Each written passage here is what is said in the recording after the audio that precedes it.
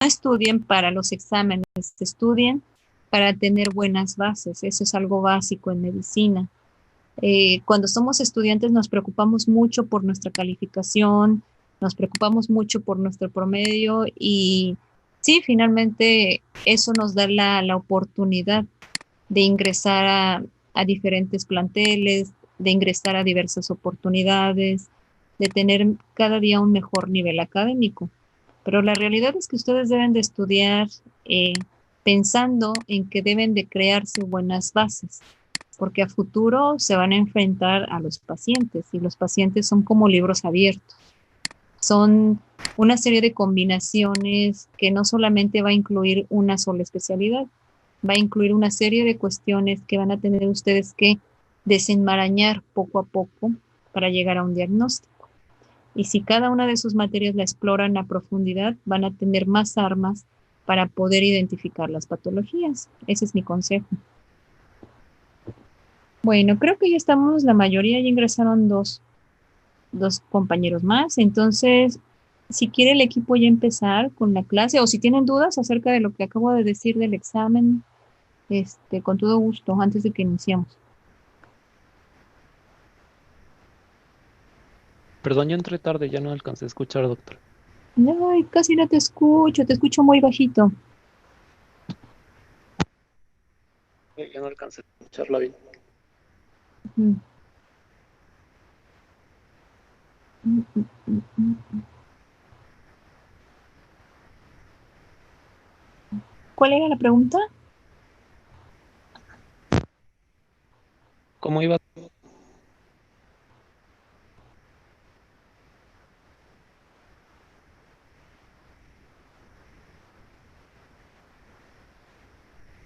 O si me lo escribes en el chat.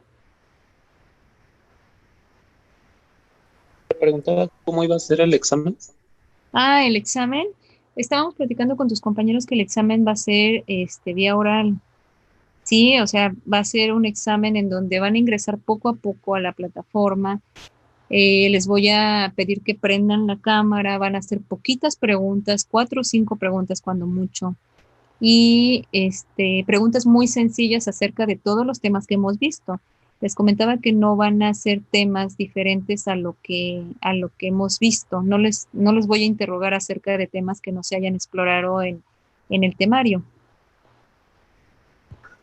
Muchas gracias. Sí, de nada. Doctora, una pregunta. ¿El examen va a ser a la misma hora que hemos comenzado nuestras clases? ¿O Así es, sí? así es, para Ah, que bueno. les dé tiempo de calificarlos y de mandar sus calificaciones a tiempo. No les va a ir mal porque pues ya tienen ustedes gran parte de la temática aprobada. Realmente han asistido todos. Quien no asistió fue por una situación especial que me hicieron este favor de compartir. Y realmente la participación en general pues ha sido buena de todo el grupo y se han esmerado en sus presentaciones, entonces eso también mejora su calificación.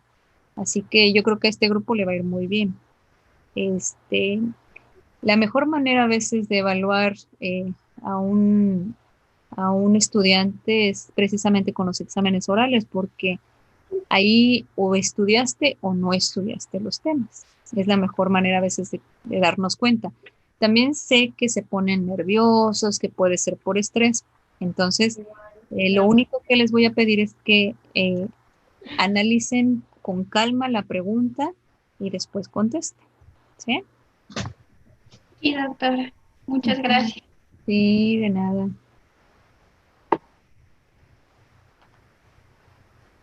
¿Qué más? ¿Qué más? No se preocupen, les va a ir bien, les va a ir bien en el examen. Difícilmente he reprobado gente, solamente un grupo en donde sí estaban muy mal, reprobaron 2 personas, pero yo creo que traían cuestiones anexas, no tanto de que no estudiaran por no querer. Ujú. Muy bien, chicos, yo creo que ya estamos todos. Ahora sí, si gustas empezar, no sé quién vaya a empezar, si Lili, Ana Cristina, Andrea. Ah, sí, bueno, ya vamos a comenzar. Buenas noches, somos el equipo número 3 y vamos a abordar el tema de miocarditis. El equipo está integrado por Alarcón Martínez Ana Lilia, Fragoso Sampanzi Andrea y su servidora Esquivel Martínez Ana Cristina.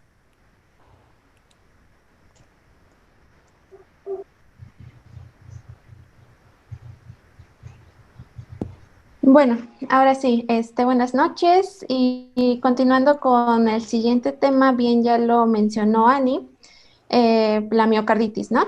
Bueno, vamos a hablar un poquito de su historia y las literaturas nos dicen que este término de miocarditis fue introducido a inicios del siglo XIX con el fin de estar describiendo enfermedades del músculo cardíaco, pero que de cierta forma no estuvieran relacionadas con anomalías valvulares. Sin embargo, también en ese tiempo surgieron de mucha importancia las enfermedades coronarias y que justamente también abarcaron parte del siglo XX. Por tanto, este término de miocarditis fue a lo mejor desechado. Pásale, por favor.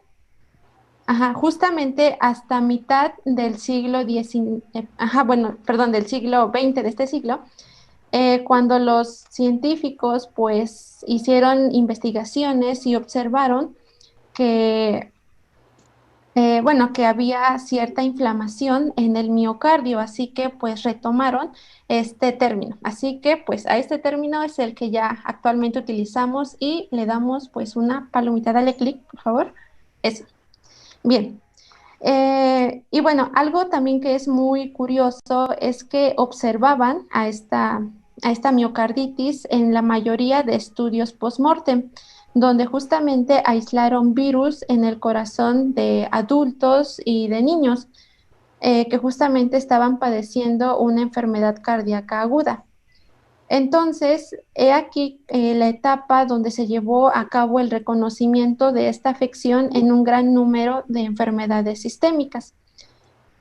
Actualmente, pues ya existen documentos de instituciones que sí son pues bastante reconocidas que nos hablan de la miocarditis. Dale clic, por favor. Y que nos la definen pues bastante bien. Otro, por favor. Y bueno, aquí tenemos la definición de la OMS, que esta nos dice que es una enfermedad inflamatoria del músculo cardíaco, pues cuyo diagnóstico se establece por criterios histológicos e inmunohistoquímicos. Y también si checaron la guía de práctica clínica, esta nos dice que es un proceso inflamatorio no isquémico del miocardio que puede tener una causa conocida o no. Pero bueno, regresando a esta definición de la OMS, dale otro clic, por favor. Esta recalca la importancia de ambos criterios. Los histológicos, estos nos muestran infiltrados inflamatorios en el miocardio, que va a estar asociado a la degeneración y necrosis de los miocitos de origen no isquémico.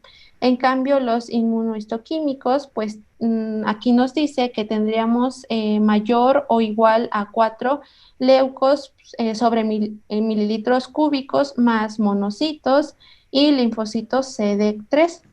Entonces, por tanto, tendremos un diagnóstico histopatológico, ¿sí? Ok, pásale. A veces la causa quizá en algunos pacientes pueda ser desconocida, en otros casos pueda existir infecciones y en otras no. Incluso en algunos pueden ser totalmente asintomáticos y llegar a la muerte súbita antes de los 40 años. Dale 2 clics. Y bueno, allá en esta tablita se muestra, bueno, no solo podemos apreciar todas las causas de la miocarditis, sino también su clasificación, dale otro clic, en el grupo de infecciosas y no infecciosas, ¿sí? Arriba infecciosas y abajo no infecciosas. Vemos que dentro de las infecciosas destacan las de origen viral, pero también encontramos las de origen bacteriano, tenemos hongos, tenemos espiroquetas, protozoos, parásitos y rickettsias. Pero también no hay que menospreciar las que no son de origen infeccioso, por ejemplo, la exposición a agentes físicos, químicos, cierto tipo de hipersensibilidad a fármacos, y bueno, esa es una clasificación.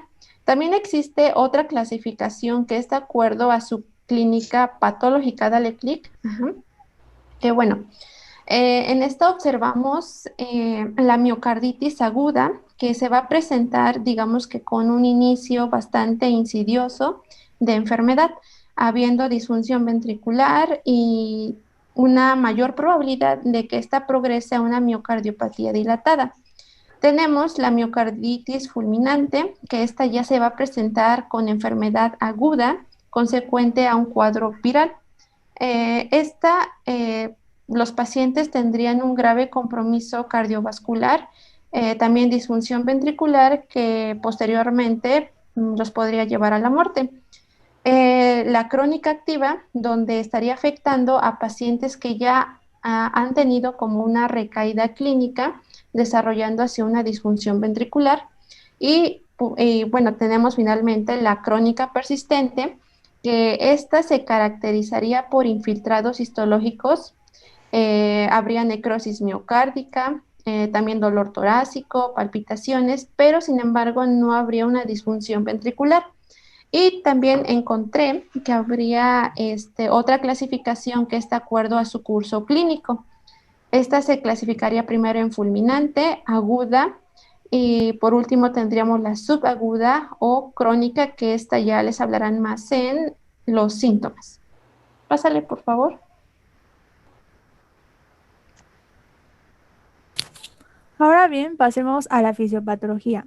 Pero antes de comenzar, debemos de entender que la miocarditis, como en sí no tiene como específicamente una fisiopatología, realmente apenas como que se está dando a conocer a través de estudios que se le han realizado a ratones. Entonces, como ya lo vimos anteriormente, hay una gran cantidad de factores etiológicos, como ya lo mencionaron, que nos van a causar esta miocarditis. Pero dentro de estos, el más típico será la de tipo viral. Por lo tanto, tendremos una miocarditis tipo viral. Y el virus que va a ser más frecuente va a ser el llamado Coxsackie. Entonces, para poder entender un poquito la fisiopatología, hay que hablar de algunas características morfológicas de este virus. Entonces, tenemos que este virus pertenece al género enterovirus de la familia Picornavidae. Se caracteriza por tener un ciclo lítico, también por no contener una envoltura. ¿Y cómo se va a transmitir este virus? Pues principalmente por secreciones respiratorias, heces o por objetos contaminados como cubiertos o incluso vasos. ¿Le puedes cambiar, por favor? Entonces, este virus va a tener dos grupos, que es el grupo A y el grupo B, pero nos vamos a enfocar más en el tipo B, ya que este nos va a causar una miocarditis. ¿Me puedes dar clic, por favor?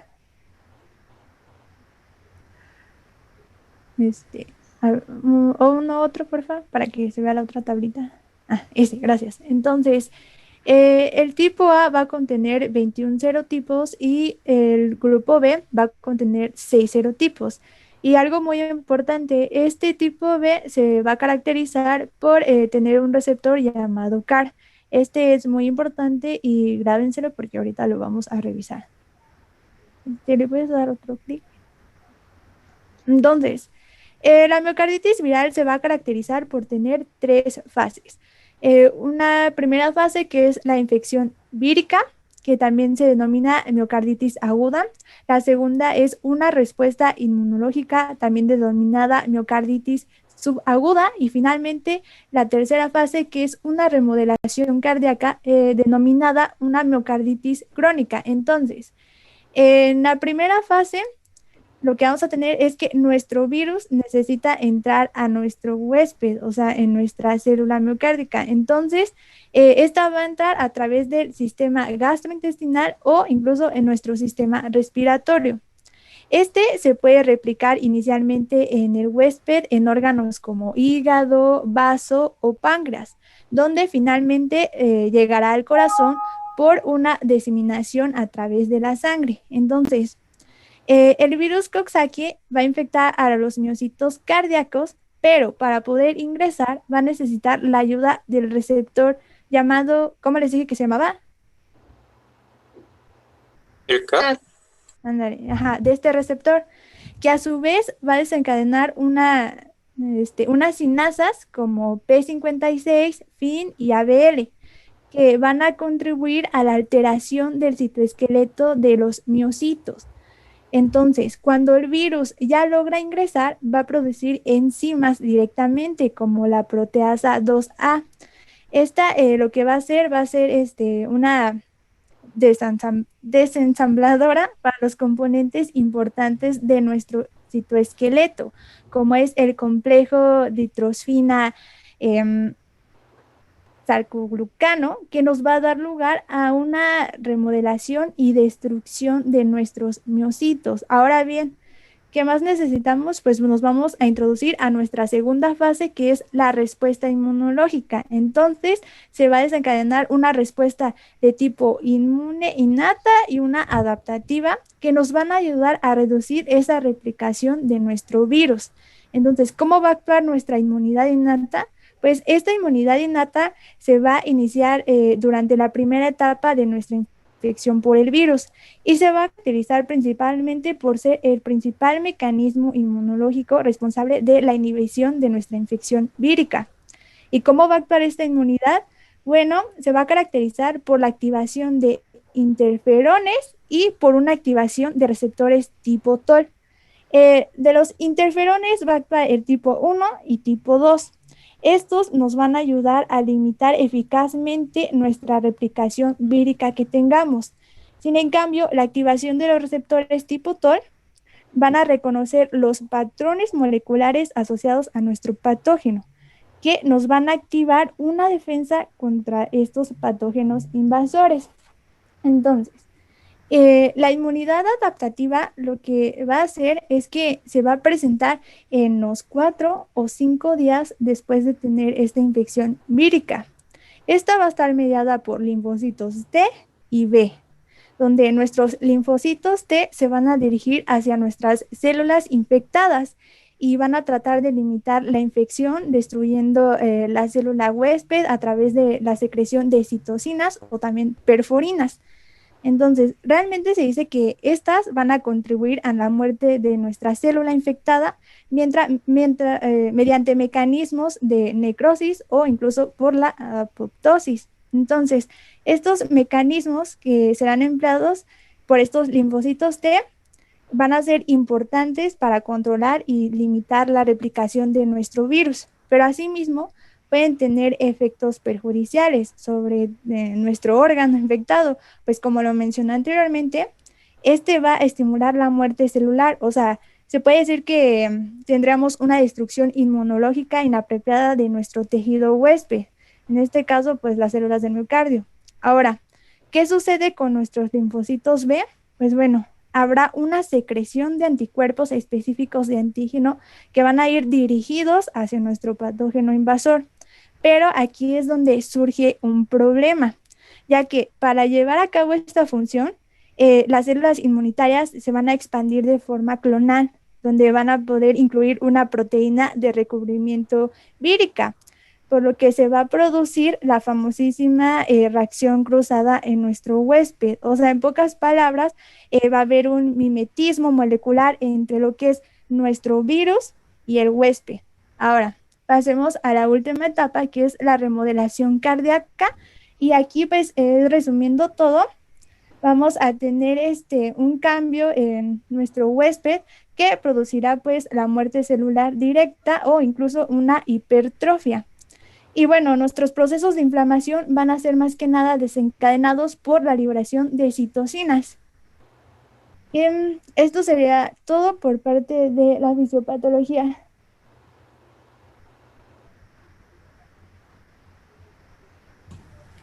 Bueno, yo les voy a hablar del cuadro clínico y quiero comentarles que la sintomatología va a depender de su etiología. Ok, por ejemplo, la miocarditis bacteriana va a ser muy rara Por su anatomía, recuerden que está entre el pericardio y el epicardio, el endocardio y el pericardio, perdón, y va a ser muy difícil que la bacteria entre, pero sí llega a pasar y puede ser más frecuente por una complicación de la endocarditis infecciosa, aunque claro, también se puede dar por neumococos, clostridium, estafilococos aureus, siempre y cuando el paciente esté inmunocomprometido. Bueno, como les dije que una miocarditis bacteriana es muy rara, bueno, también va a ser rara por hongo, pero puede darse por candidiasis, aspergilosis, histoplasma, también en pacientes inmunocomprometidos.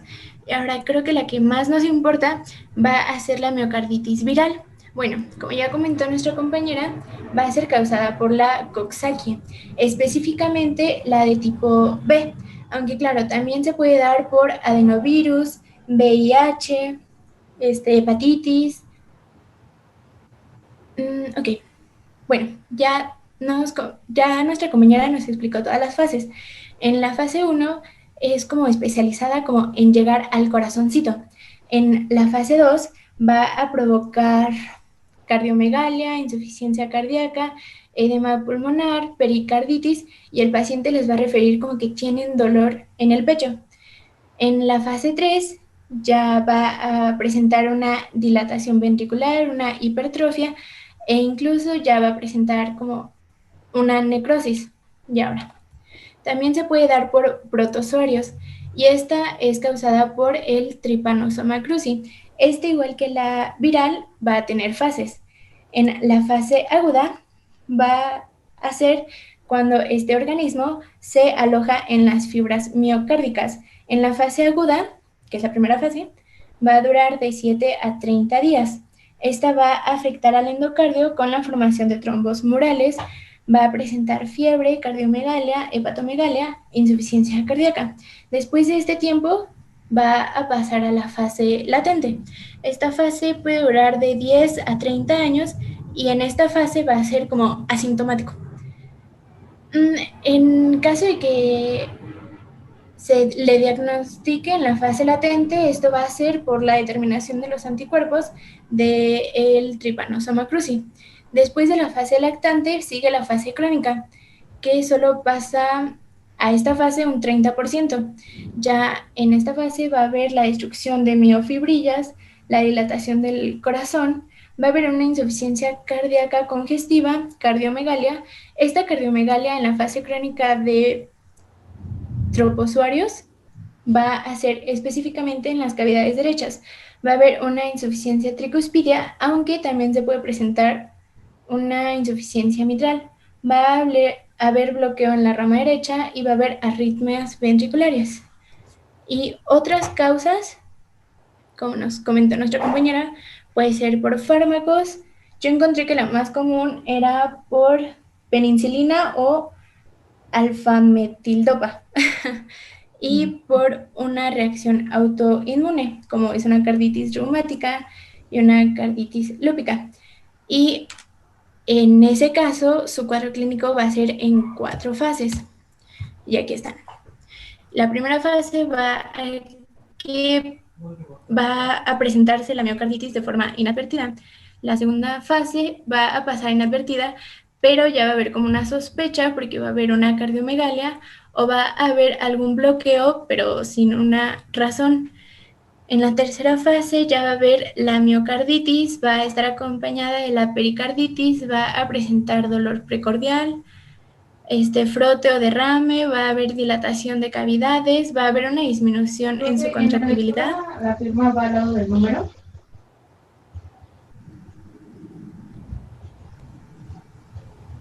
No, en la de la lectura, la 10.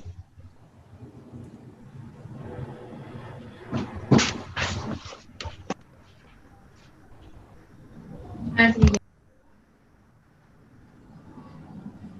Bueno, va a haber una dilatación de cavidades, va a haber una disminución contráctil y también va a haber trastornos en su conducción o del ritmo.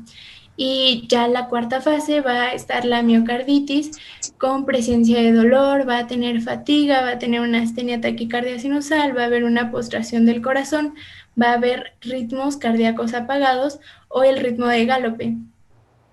Va a haber una insuficiencia cardíaca congestiva y una insuficiencia mitral. Y ya, creo que es todo. Ok, muy bien. ¿Dudas o preguntas para sus compañeras?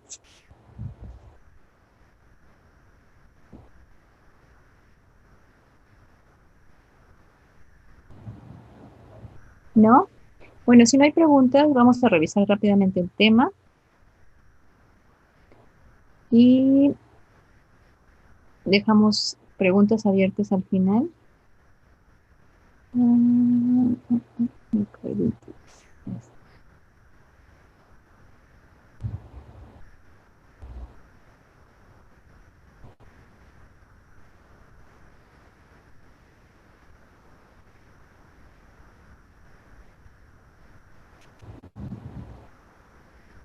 Como definición, bien lo mencionaron sus compañeras, la miocarditis no es más que la inflamación del músculo cardíaco.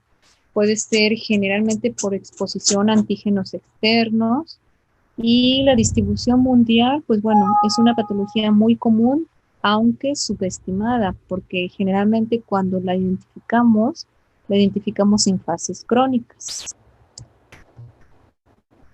Los agentes, pues ya los mencionaron, son múltiples. La gran mayoría de ellos son agentes virales y de los virales, como bien lo mencionaron, el Coxsackie es el más común. Podemos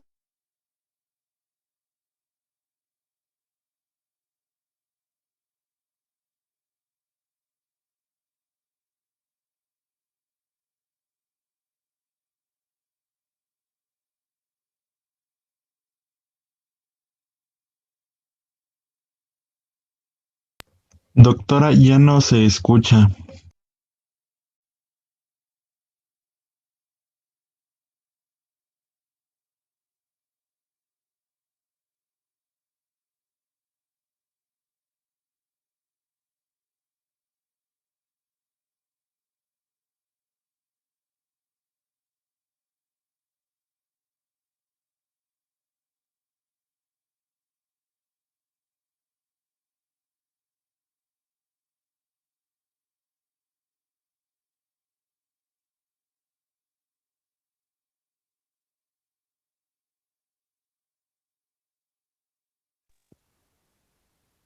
Creo que se salió de la reunión, ¿verdad? Creo que sí. Sí, se salió. Yo creo que falló.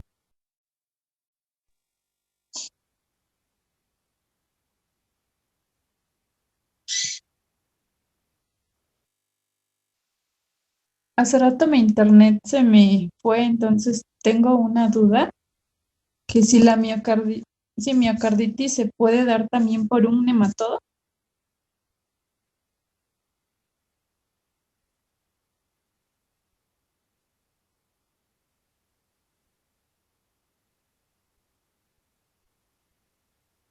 Compañeras, Sí. Ajá, ¿ya me escuchas? sí. Sí, sí, amiga, sí se puede. Ah, bueno, es que yo la otra vez estaba leyendo cuando era lo de, ay, era algo de la obstrucción de las arterias coronarias. Entonces no sabía si entraba ahí lo de esto del nematodo o aquí en lo de miocarditis. No, sí entra porque es como lo mencionamos, o sea, realmente la miocarditis tiene varios agentes etiológicos que la causan, entonces dentro de esos pues sí entra el nematodo, pero como lo mencioné, o sea, el más típico va a ser el virus. Ah, ok.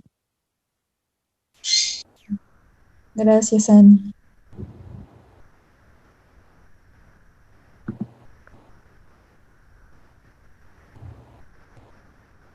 Híjole, el internet está inestable, chicos. Es que está lloviendo aquí y aquí en Morelos cuando llueve hay tormenta eléctrica casi siempre y eso nos dificulta un poquito. Voy a volver a compartir la pantalla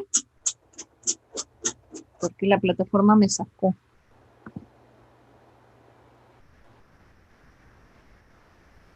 Sí, doctora.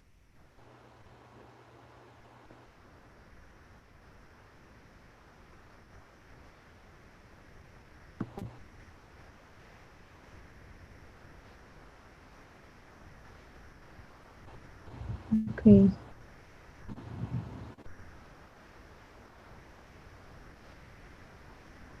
Bueno, entonces les mencionaba que hay otras etiologías, como bien lo mencionaron sus compañeras, no solamente la situación viral, sino también la situación con otros agentes como los agentes tricíclicos, otros antibióticos, otro grupo de fármacos o incluso la radiación como tal puede causar un fenómeno inflamatorio agudo.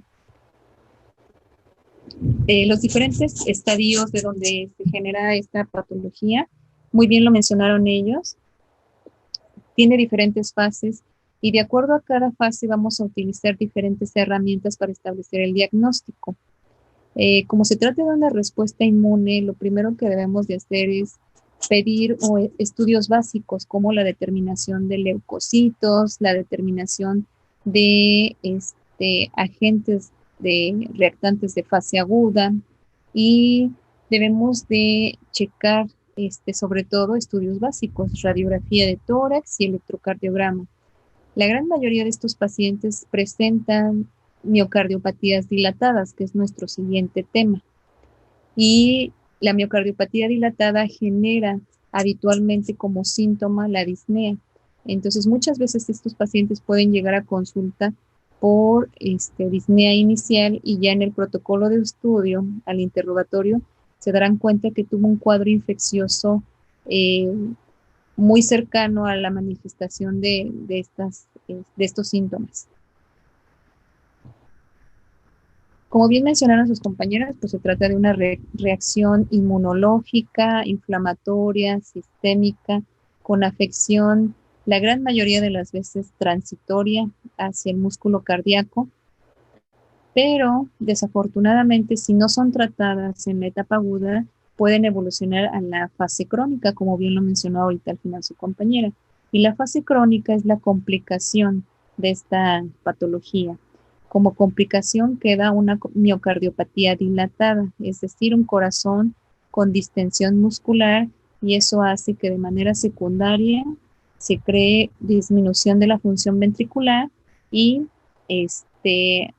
alteraciones que nos dan propiamente de falla cardíaca. Y bueno, esto es un promotor. La dilatación ventricular genera situaciones proarritmogénicas. Entonces, en estos pacientes no es raro que se encuentren arritmias ventriculares o supraventriculares. En relación a las modalidades diagnósticas para establecer qué es lo que debemos de hacer, pues bueno, aquí está toda la gama de herramientas que podemos utilizar. Les mencionaba que debemos de realizar un electrocardiograma. No es raro que se encuentren alteraciones de la conducción como los bloqueos auriculoventriculares o cambios inespecíficos del segmento ST. ¿Qué tan específico es esto? Pues si se fijan aquí en la tablita no son tan específicos y sensibles, pues podría decir que está hasta en un 50% de sensibilidad. Y la orientación también nos va a dar las troponinas. Recuerden que recientemente vimos que la troponina es un marcador de daño miocárdico. Entonces, como marcador, nos puede orientar.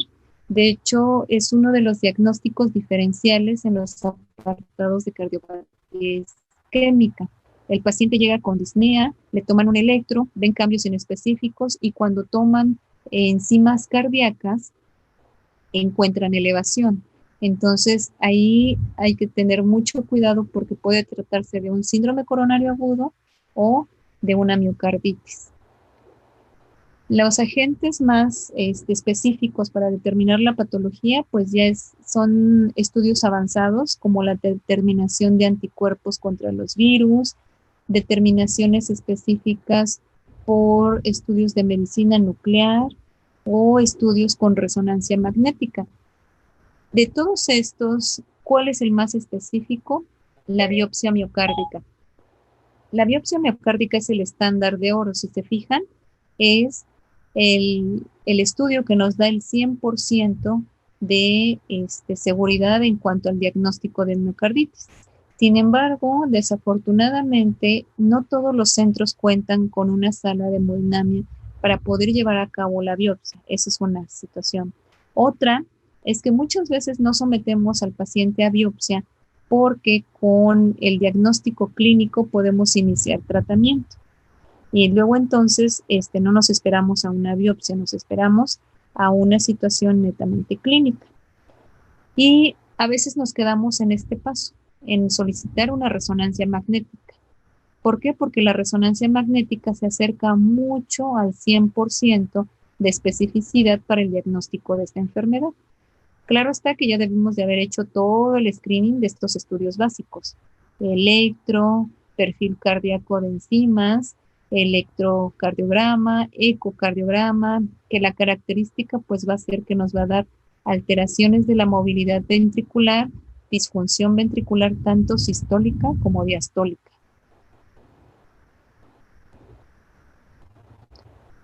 Y bueno, ¿qué criterios vamos a utilizar para establecer si se trata de un daño propiamente de miocarditis o de un síndrome coronario agudo? Pues bueno, como les comentaba, los antecedentes clínicos, sobre todo especificar si tuvo fiebre, si tuvo algún cuadro viral o pródromos que nos sugieran procesos infecciosos, anormalidades en la estructura cardíaca, ya sea por radiografía, por ecocardiograma, por perfil enzimático, y finalmente lo vamos a llevar a resonancia magnética. Como les decía, casi siempre nos quedamos en este rubro.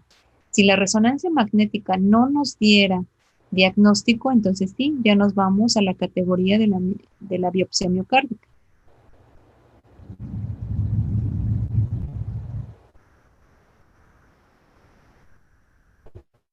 En relación a la resonancia magnética, ¿qué es lo que nos va a dar? El realce del tejido afectado. ¿Sí? Es una determinación por imagen para que se especifique zonas de inflamación, zonas en parche, así es como se ve. Ahorita traigo unas imágenes para que lo puedan observar. Las imágenes de resonancia magnética son muy parecidas a los cortes tomográficos y a los cortes por ecocardiograma. Estas son las zonas que les decía. Se ven pequeñas zonas en parche. Esta es una imagen apical de 4 cámaras como la que vemos en el eco, pero esta es una imagen de resonancia magnética. Se ven pequeñas zonas radiolúcidas que nos hablan de procesos inflamatorios. Vean, esta otra imagen es un eje largo. Este es el septum. Vean cómo hay pequeños parches, ¿sí? Pequeñas motitas a lo largo de todo el miocardio. Hay otras imágenes un poquito más realzadas. Vean cómo tiene una zona de inflamación en la punta del corazón. ¿Sí? Aquí es más específico. Incluso zonas de mal remodelado. Vean cómo hay pequeñas muescas, las cuales nos hablan de un proceso inflamatorio agudo. Y finalmente, pues la biopsia. En la biopsia vamos a encontrar todo un patrón inflamatorio específico, cambio celular, sustitución incluso en algunas ocasiones de tejido laxo comparado con el tejido muscular. ¿Y qué es lo que le vamos a hacer a estos pacientes como tratamiento? La gran mayoría de ellos, afortunadamente, tienen una fase de estabilidad. Generalmente no crean un compromiso hemodinámico agudo. Sin embargo, la complicación sí puede llevarse a un estado inestable. Si tenemos un cuadro de miocarditis con estabilidad, utilizamos casi siempre fármacos, vasodilatadores, diuréticos, beta bloqueadores. Si se dan cuenta, es un manejo estrictamente como el que se establece para la insuficiencia cardíaca, porque efectivamente Al tener un fenómeno inflamatorio, se disminuye la función ventricular y crea un estado muy propicio para falla cardíaca. Entonces, la intención del tratamiento es precisamente prevenir esa descompensación. A futuro, ¿qué vamos a hacer? Además, dar tratamiento con esteroides para disminuir la respuesta inflamatoria y evaluar de manera persistente cómo queda la función ventricular. ¿Cuánto le vamos a dar de tiempo? Aproximadamente un mes, ¿sí? De tratamiento, de vigilancia, esperando que se resuelva la situación inflamatoria. Realmente no depende de la intensidad del tratamiento, sino de la respuesta inmunológica del paciente. Y si se trata de un cuadro de miocarditis con inestabilidad hemodinámica, como toda situación de falla cardíaca aguda, debemos de iniciar agentes inotrópicos, asistencias con tratamientos más agresivos como interferones o tratamientos que mejoran la inmunosupresión, y en casos ya muy con compromiso cardíaco muy, muy inestable, considerar la asistencia mecánica como paso al trasplante cardíaco, aunque esto es un protocolo que lleva mucho más tiempo.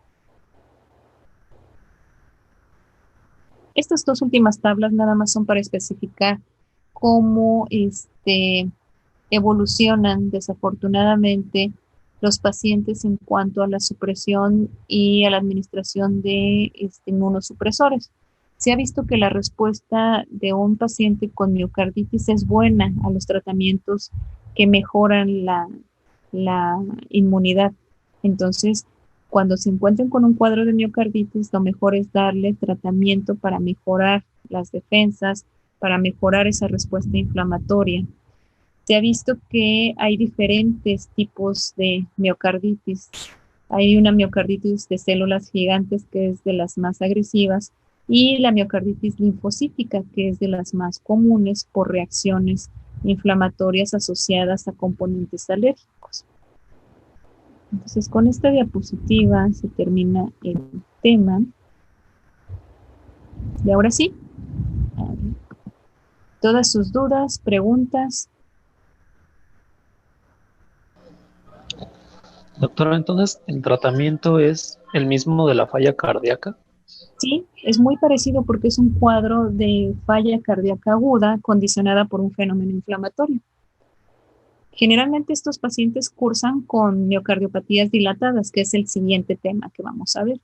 Y una miocardiopatía dilatada genera disminución de la función ventricular. Recuerden que dentro de la clasificación de falla cardíaca tenemos diversos grados de acuerdo al compromiso sistólico, o es decir, a la fracción de expulsión. Estos pacientes desafortunadamente cursan con funciones ventriculares alteradas y casi siempre están de un grado moderado a un grado severo. En un grado leve difícilmente va a llegar un paciente con una miocarditis y una función comprometida de grado leve. Generalmente llegan con cuadros de compromiso moderado a severo.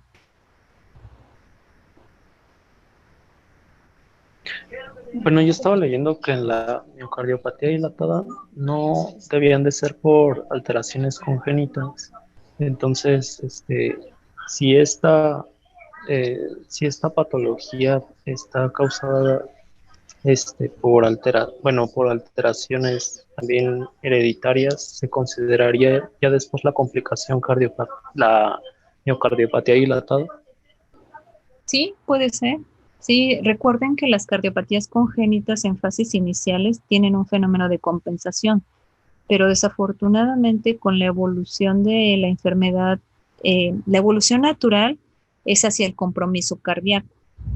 El compromiso cardíaco no tratado te puede dar una miocardiopatía dilatada y de manera secundaria insuficiencia cardíaca. También recuerden, lo hemos estado viendo en las clases, que cuando se tiene una cardiopatía de base, es decir, ya sea una valvulopatía, una cardiopatía congénita, los procesos infecciosos son más fáciles de almacenarse, de quedarse dentro de las cavidades cardíacas. Entonces puede ser que se produzca tanto una endocarditis o una miocarditis, que es la inflamación propia del músculo.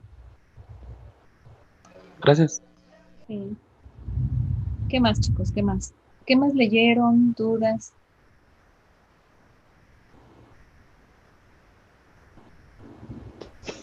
Doctora, yo tengo una pregunta. Ajá. ¿Qué importancia tienen los criterios de Lake-Lewis en la resonancia magnética? Muy buena pregunta. Los utilizamos para establecer el diagnóstico. El diagnóstico definitivo, como se los comenté, es a través de la resonancia magnética. Casi siempre en el ejercicio habitual nos quedamos en ese rubro. Nos da una serie de parámetros que de tal manera que nosotros vamos descartando otras entidades cardiológicas, ¿sí? ¿Cuántos segmentos están afectados? ¿Qué zonas son las que están afectadas? ¿Qué imagen por resonancia nos está dando? Y eso nos da la pauta para saber si se trata de una patología aguda, una inflamación aguda del miocardio o una entidad diferente, como por ejemplo, hay ciertas enfermedades infiltrativas que si uno no tiene la experiencia de valorar resonancias, y eso hasta es una especialidad nueva también en cardiología, podemos caer en el error de diagnosticar miocarditis cuando son en realidad enfermedades infiltrativas. De hecho, ese sería nuestro diagnóstico diferencial. En el apartado de imagen, eso es con lo que debemos de discernir si se trata de una enfermedad infiltrativa, si se trata de una miocarditis o si se trata de zonas de infarto o de isquemia. Entonces, para eso nos sirven los criterios, para establecer y dirigir nuestro diagnóstico. Uh-huh.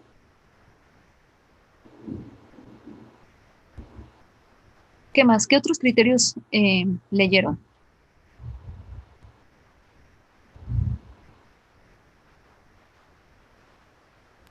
Leí que, bueno, que también en la exploración en el corazón se puede detectar un tercer soplo o un cuarto soplo cardíaco.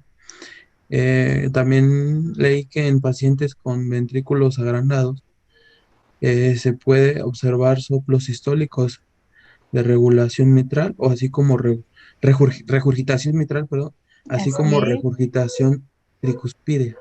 Muy bien, sí, esa es la mejor correlación clínica. Recuerden que las insuficiencias son alteraciones en el cierre de las válvulas. Entonces, toda miocardiopatía dilatada, todo crecimiento ventricular nos va a dar un déficit. Ese déficit no va a ser propiamente por daño valvular, sino va a ser que crece tanto, se desplaza tanto la anatomía que impide que el tejido normal, que no tiene alteraciones, pueda cerrar. Entonces eso nos crea insuficiencias. En el caso de la miocarditis, se puede asociar la cardiomegalia a soplos de insuficiencia mitral. Y eso es por la pérdida de la geometría ventricular izquierda. Entonces no es raro que en este tipo de pacientes se ausculten soplos sistólicos en foco mitral, soplos sistólicos en la válvula tricúspide, la presencia de un S3 o de un S4 que nos traduce falla cardíaca. Entonces, esos serían los fenómenos auscultatorios que podríamos encontrar en esta patología. Muy bien, ¿qué más?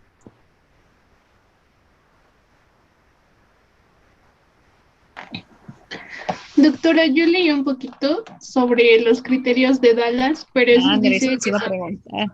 Muy bien, eso les iba a preguntar. Dinos. Bueno, menciona que son más que nada para la biopsia y que la definen a la miocarditis como un infiltrado inflamatorio con necrosis, pero que, o sea, se diferencia de las lesiones isquémicas y ya las clasifica como en diferentes rubros en base a las características histopatológicas. Así es. Entonces, si yo les pregunto, ¿para qué se utilizan los criterios de Dallas? Me van a decir, para descartar o corroborar miocarditis aguda. Sí, los criterios de Dallas son únicamente histológicos. Y recuerden Si yo les preguntara en el examen, ¿cuál es el método 100% diagnóstico para miocarditis? La Me biopsia. deben de responder la biopsia, exactamente. Si yo les dijera en el ejercicio clínico, ¿cuál es el estudio más fidedigno para establecer el diagnóstico de miocarditis? Resonancia magnética. La resonancia magnética, exactamente. También Pues, podría entrar el hemocultivo, ¿no? el hemocultivo podría ser siempre y cuando hagamos determinación de anticuerpos específicos para el agente pues viral, porque es lo más común. Ujú. Pero recuerden que en la literatura son situaciones anexas, no es la primera instancia. ¿Sí? Entonces, para fines de ejercicio clínico, la resonancia. Y para fines de diagnóstico con un 100% de certeza, es la biopsia miocárdica. Muy bien, chicos. ¿Qué más? ¿Qué más? ¿Qué más leyeron? ¿Qué más dudas tienen acerca de este tema?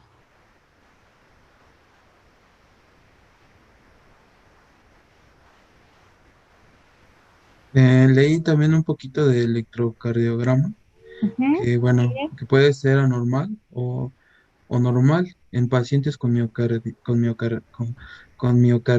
miocarditis. Las anomalías en el segmento ST son frecuentes y pueden simular isquemia cardíaca. Sí, recuerden que como es una entidad inflamatoria, ¿qué es lo que pasa con el sistema de conducción?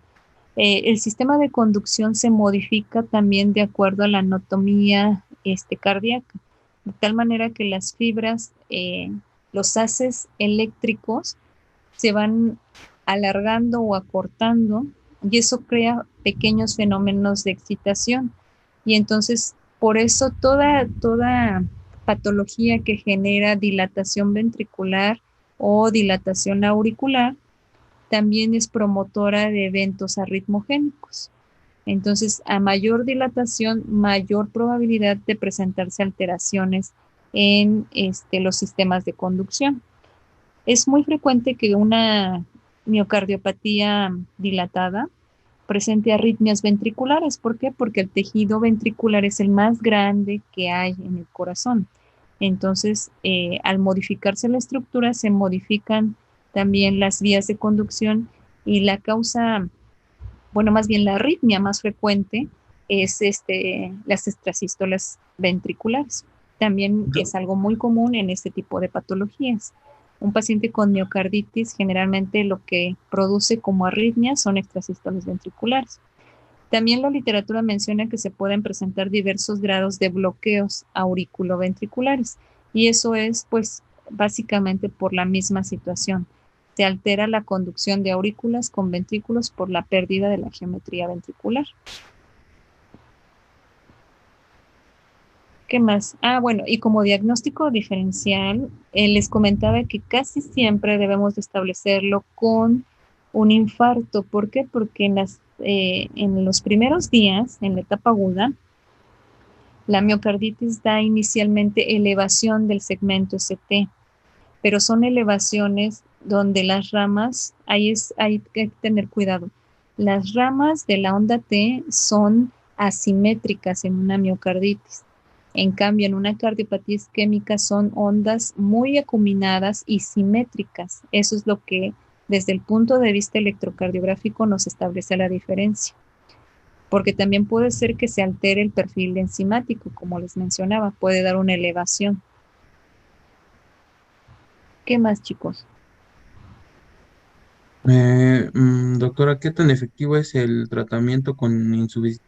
Bueno, en estos pacientes con esta patología, ¿qué tan eficaz es el tratamiento con insuficiencia, con insuficiencia cardíaca? O sea, lo relaciona a la literatura, que puedes recetar o incluir diuréticos y nitratos para el alivio de estos síntomas en caso de tener ese problema.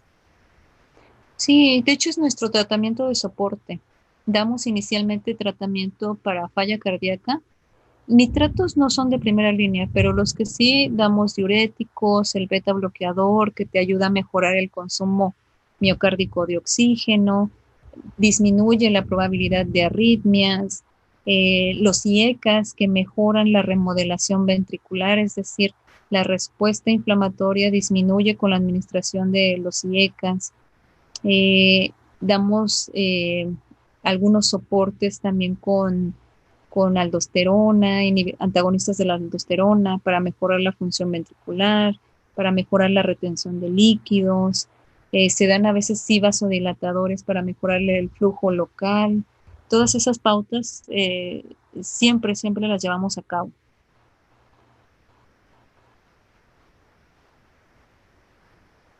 También mencionaba un caso de trasplante, también en caso de no tener eficacia. Sí, desafortunadamente todas las líneas de tratamiento establecen que toda patología cardíaca recibe inicialmente tratamiento farmacológico, después tratamiento invasivo, ya sea con cateterismo o con intervención quirúrgica, pero ante la falta de respuesta de estas dos situaciones, llevamos casi siempre al paciente a protocolo de trasplante. Como esta patología brinda cardiopatía con gran compromiso ventricular, sí es factible que desafortunadamente estos pacientes queden con secuelas y sean ingresados a protocolos para trasplante cardíaco. ¿Por qué? Porque son patologías que generalmente se presentan en gente joven. La miocarditis, por alguna situación en gente de edad avanzada, ya no se presenta. Y eso es algo que no hemos podido identificar por qué. Si ustedes revisan la literatura, el grupo de edad que afecta es gente joven. Aún no sabemos por qué esa presentación, pero por eso ingresan a protocolo de trasplante cardíaco. Muy bien, ¿qué más, chicos? Bueno, hablando un poquito de epidemiología, bueno, yo encontré que en los países en subdesarrollo, la miocardiopatía infecciosa es asociada comúnmente a carditis reumática y enfermedad de Chagas o SIDA. También en algunos casos puede ser en el herpes simple humano tipo 6. Sí, desafortunadamente se puede asociar a una entidad muy grande de agentes infecciosos. Incluso aquí alguien en el chat ya preguntó, nadie está preguntando que leyó que puede ser una de las complicaciones del COVID-19. Cierto, efectivamente. Los chinos, que fueron los primeros en estudiar y son los que tienen ahorita la población más antigua, por decirlo así, en cuanto a esta patología, en cuanto al COVID-19, fueron los primeros en identificar las asociaciones entre el proceso infeccioso de COVID-19 y las alteraciones cardíacas. Y se ha identificado que hay pacientes que pueden desarrollar tanto miocarditis aguda por COVID como pericarditis aguda por COVID. Entonces sí, desafortunadamente, con todo lo que se está viviendo, sí es una de las entidades con las cuales nos podemos enfrentar.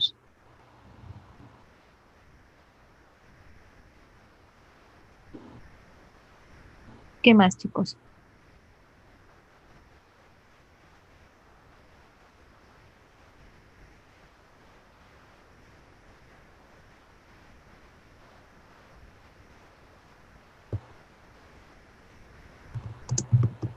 ¿Nada más? ¿No hay más dudas? ¿Más comentarios? Doctora, una pregunta. ¿Y dejaría secuelas así como, no sé, daño al miocardio? Sí, la principal secuela es la miocardiopatía dilatada. Este es un cuadro que se caracteriza por inflamación y dilatación ventricular. Esta dilatación puede ser transitoria. Una vez que brindamos tratamiento, que damos agentes para mejorar la inmunidad, como el interferón, como los esteroides, damos ese esquema durante un mes. Si en el primer mes no obtenemos una regresión de esa función o de ese deterioro ventricular, es muy probable que ese paciente desafortunadamente quede con esa secuela, que sería una miocardiopatía dilatada. Yo leí, Gracias. leí un poquito de miocardiopatía dilatada y decía que principalmente se afecta a las proteínas conformadas por la sarcómera. Así es. Recuerden que las sarcómeras son las proteínas que actúan directamente sobre el músculo, y que es el siguiente rubro que vamos a ver, la afección de las fibras musculares a partir de las proteínas. Y eso tiene que ver con el siguiente tema, miocardiopatía dilatada y miocardiopatía hipertrófica. Las dos tienen un componente que puede ser genético. Bueno, la hipertrófica sí tiene un componente genético definitivamente, pero la dilatada puede ser genético o puede ser adquirido. Y en el rubro de adquirido entra la miocarditis aguda. Muy bien, ¿qué más? ¿Qué más, chicos? En cuanto a las troponinas, ¿cómo dijo que se iban a encontrar como marcador biológico? Las troponinas se encuentran alteradas, por eso es un diagnóstico diferencial con infarto. Las troponinas, la CK en su fracción MB, pueden encontrarse elevadas en esta patología. La diferencia es que están elevadas, pero de manera permanente.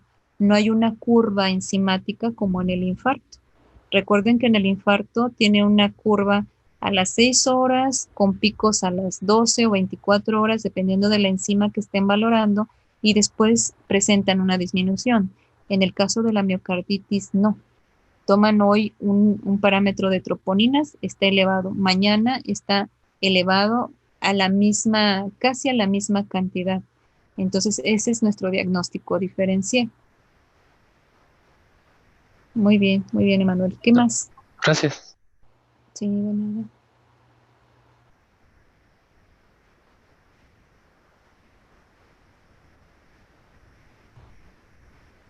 ¿Ya no hay más dudas? ¿Comentarios, chicos?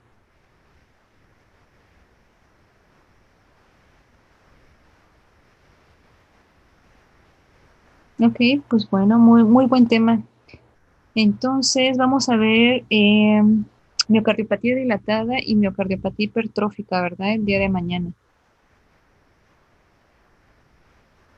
Sí. ¿Eh? Sí. Ok, ya me mandaron ahí algunas dudas que tienen. Específicamente estudien esos dos rubros nada más. Miocardiopatía hipertrófica y miocardiopatía dilatada. Trataremos de ver las dos el día de mañana para apurarnos con el temario y que me dé tiempo de darle lo de las arritmias, que es algo también muy importante que deben de revisar. ¿Sí? Entonces, doctor. nada más lo que se requiere es dilatada y hipertrófica. Ajá, nada más esas dos porque hay dentro de la miocardiopatía dilatada hay un rubro de subclasificación, hay varias miocardiopatías anexas, pero con esas dos que revisen, con esas ya abarcan una gran parte. Las otras son especificaciones y se las voy a comentar así de muy breve manera el día de mañana, ¿sí? Sí, doctor. Muy bien, doctora. Doctora. Muy bien, chicos, sigan estudiando, van muy bien. Doctora, entonces mañana solamente van a hacer esos temas y pericarditis sería hasta el jueves. Yo creo que sí, al ritmo que vamos, vamos a terminar mañana lo de miocardiopatías y yo creo que el jueves vemos enfermedades del pericardio y a ver si nos da tiempo el viernes ver tanto hipertensión como lo de arritmias. Voy a tratar de que lo de arritmias sea obviamente más dinámico. Vamos a repasar algunas cuestiones quizás básicas de electro para que ustedes puedan identificar mucho mejor las arritmias. Por eso ese tema mejor se los voy a dar yo. ¿Sí? Sí, doctora. Sí, muchas gracias. Sí, ¿todas preguntas? ¿No? Bueno, pues estudien mucho, chicos, descansen, cenen, relájense y nos vemos mañana temprano. Sí, doctora, muchas gracias. Igualmente. Sí.